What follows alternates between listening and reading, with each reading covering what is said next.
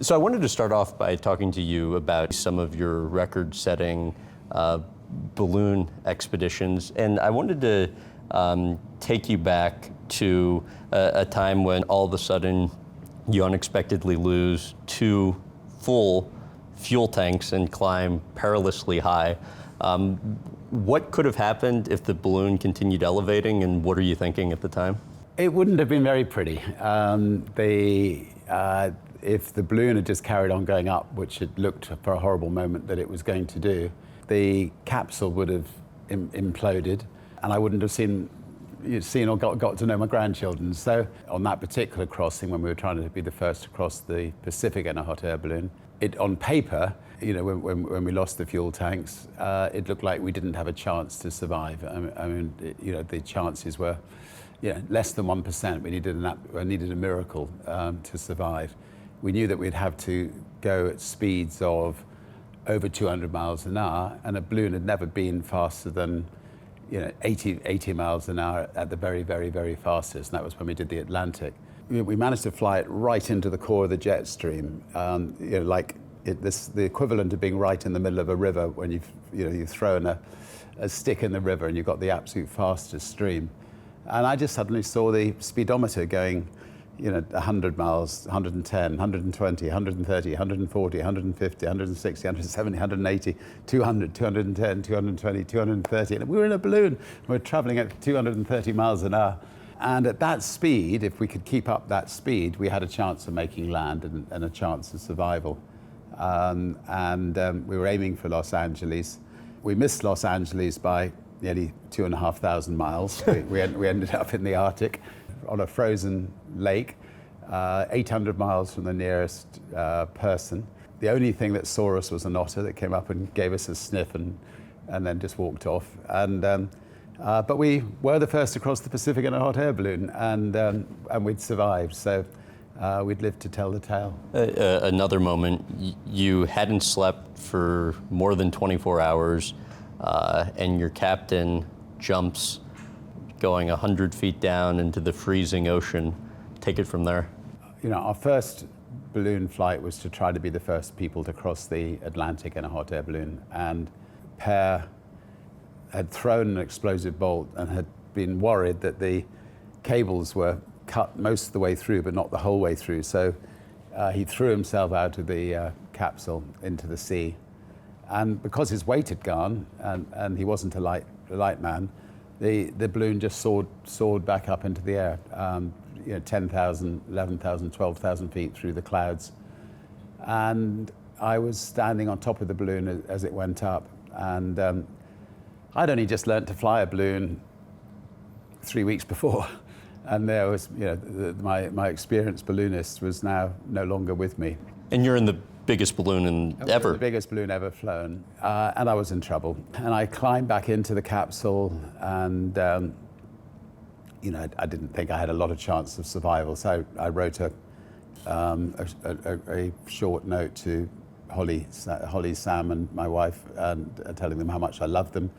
And then I put my parachute on, put a life vest on, climbed back on top of the capsule, and prepared to jump. And I knew this was the last, few moments of my life.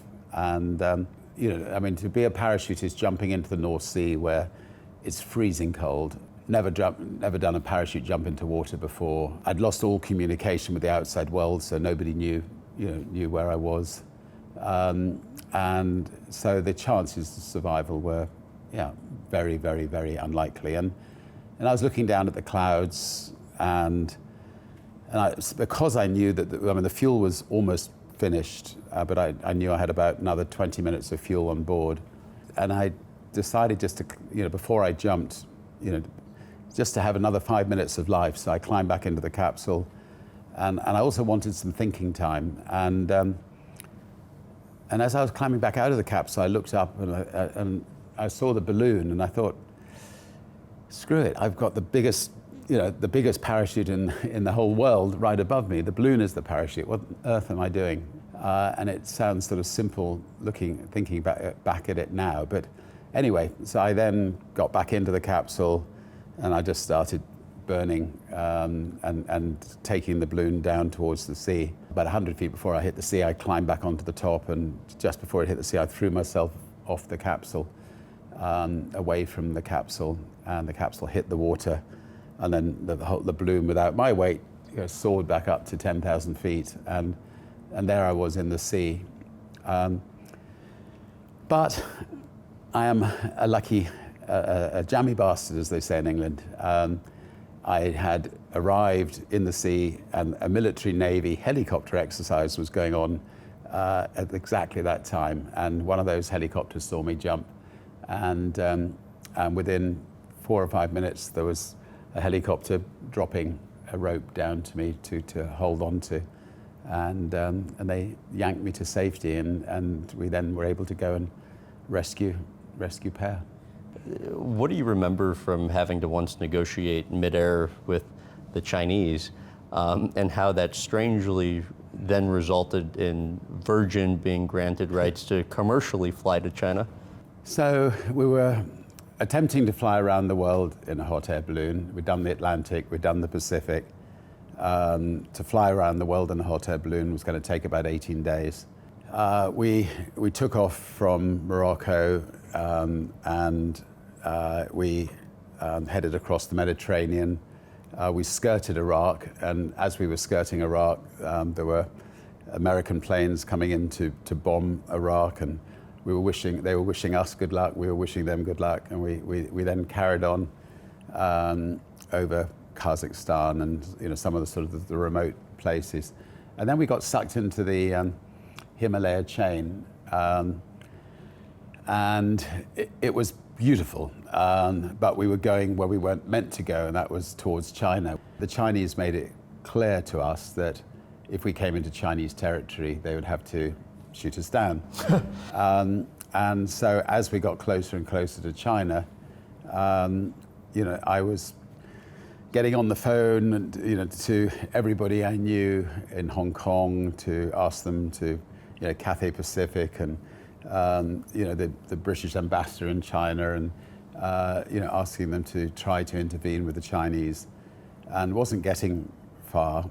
And then I rang up my secretary at the time, and I said, can you ring Downing Street so I can talk to Tony Blair?